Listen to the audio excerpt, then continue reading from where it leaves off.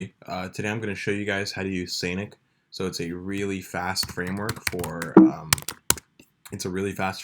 building APIs and servers in Python.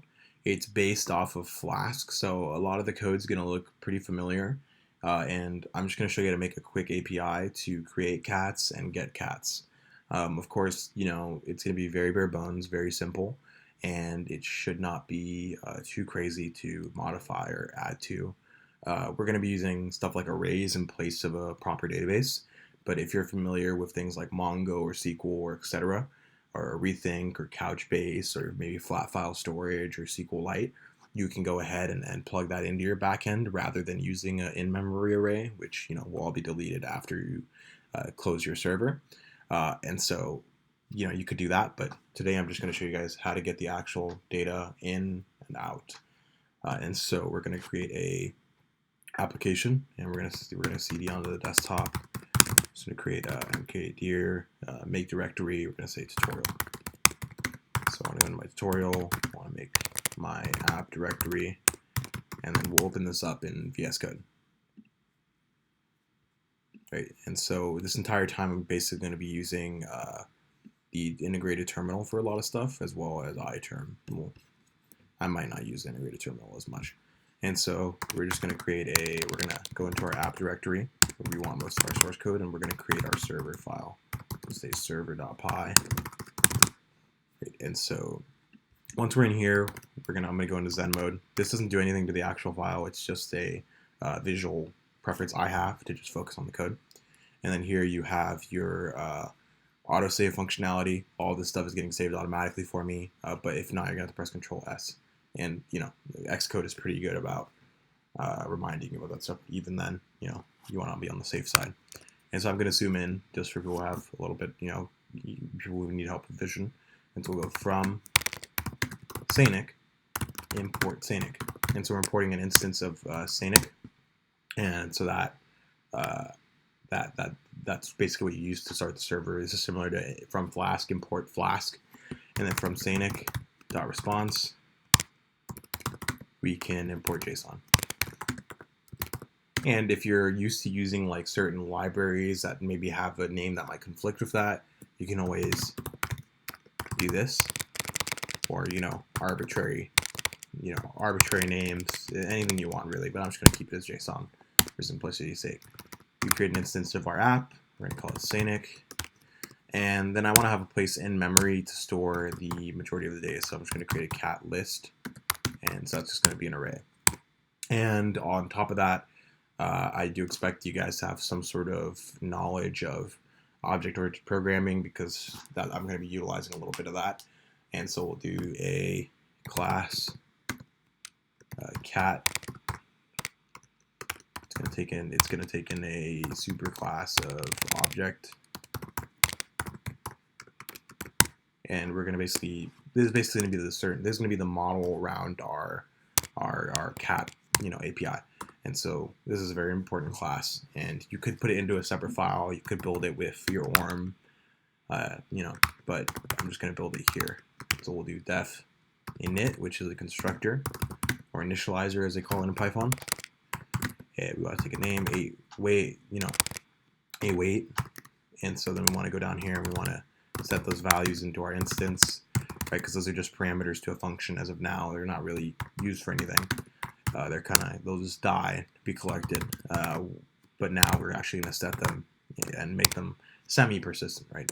This is of course just all in memory, so it's not really persistent, and then we want to create a to.json interface so that our JSON decoder will know what to take.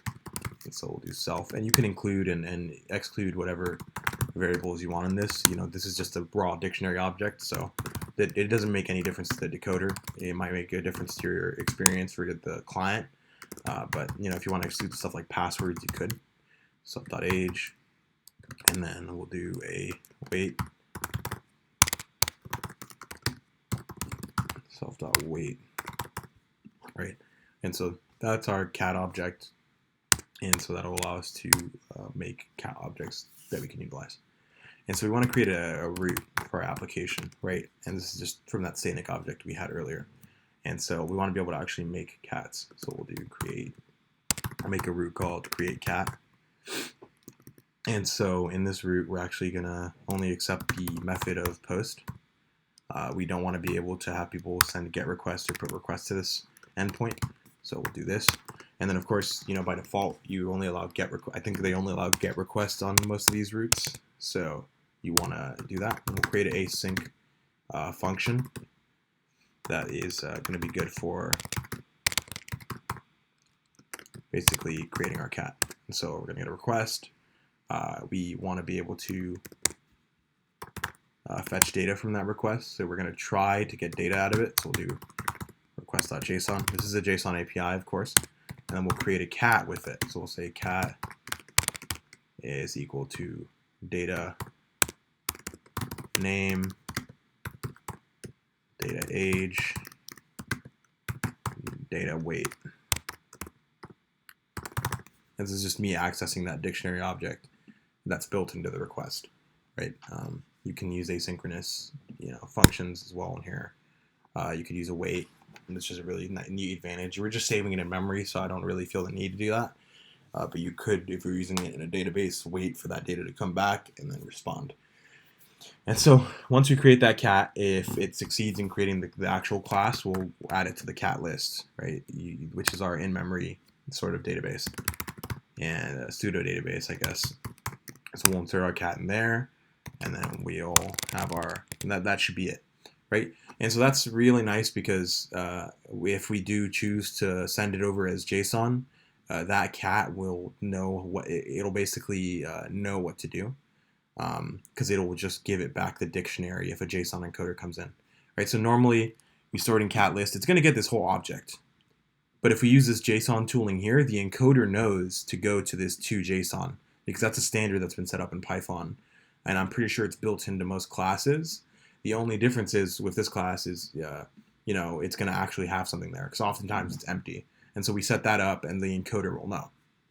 So obviously, when we want to return that data, we'll just return JSON, and you could put a dictionary object with the name, data dot name, etc. Right? But for now, because we have this to.json thing, we already encoded it into a class, and so it has its own JSON encoder and decoder built into it.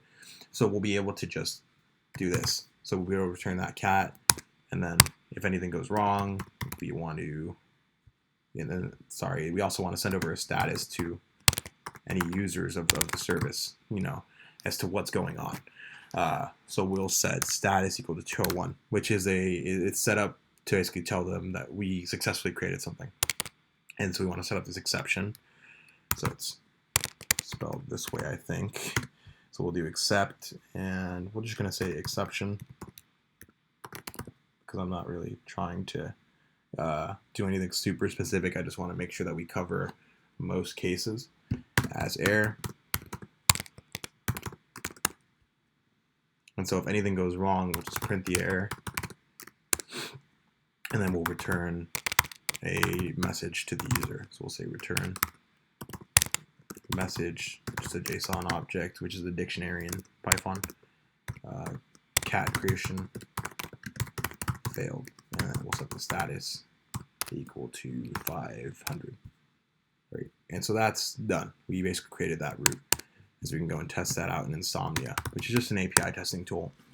And so we'll create a cat. So couldn't get to the server. I obviously have to start the server up first. So pwd. Okay, so we're in here, Python 3 server.py. Oh, my bad. I have to make the server actually run first. So in order to do that, you have to set up, this is just saying that if I run it this way, to perform the things under here. I'm just going to keep that there for annotation. Otherwise, if I'm importing something into a different file in the future, etc., I won't actually go and trigger this code because I obviously don't want to run my server every time I import something. It's only if I actually call the file itself.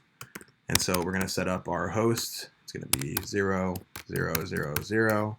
And then we'll set up our port here, which is going to be equal to 3000 in my case. And so now we can actually start this server, and it should run perfectly. Bam. Oh, sorry, cat creation actually failed. Let's go see as to why that is. So it has no attribute weight. Oh, looks like I misspelled weight on my end. So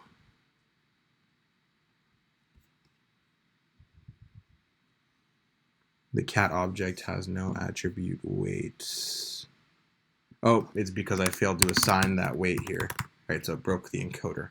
You see, this parameter needs to be set here. Otherwise, when you construct it, this data being passed in will not be held in there for the duration of the instance. So, bam, we restart this server, and so that should work now. Okay, so we created a cat. His name is Trump, and so now we can see that on our root, it successfully created a cat, and so that functionality works now at least, and it even returned the cat for us completely decoded, so we know it works end to end. And so we also want to set up a root to view all the cats, right? We don't just want to see one cat. Call that get cats, and we'll set the method to be, we'll set the allowed methods to only be get. We want anybody to be able to do any sort of operation on it. Say get cats, so we can request body. Right. Oh, I didn't define it, so you have to set define here, the define keyword. And so what you want to do in this step is we're just going to try to basically return the actual cat list. So we would just do return JSON, and so we have that cat list ready. We can utilize that. And then we want to set the status equal to 200 because obviously it was successful, right? We were able to return it. So we'll set our exception up.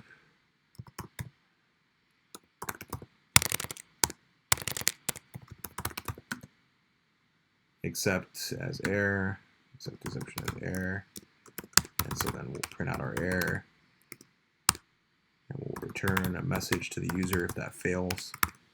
So we'll say message getting cats failed, say status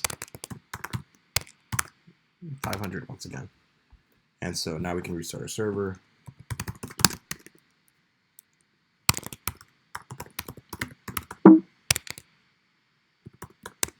Right, and so we can create our cats, right? I'm going to create a couple of them. And then when we get our cats here, we see that list. It's as simple as that. And you know, you can obviously change this to whatever you want. Mr. Mittens. Right, and so that's a heavy cat. I bring that down to 40. And so we go to get cats. We see that here. And obviously, in place of an actual database, I'm using an array. You wouldn't want to normally do that, but it works. So yeah, I hope you guys enjoyed this tutorial. It was just a quick snap bite of what you can do with Sanic, and it's really good because it's good for like using multiple clients and being able to scale up relatively quickly.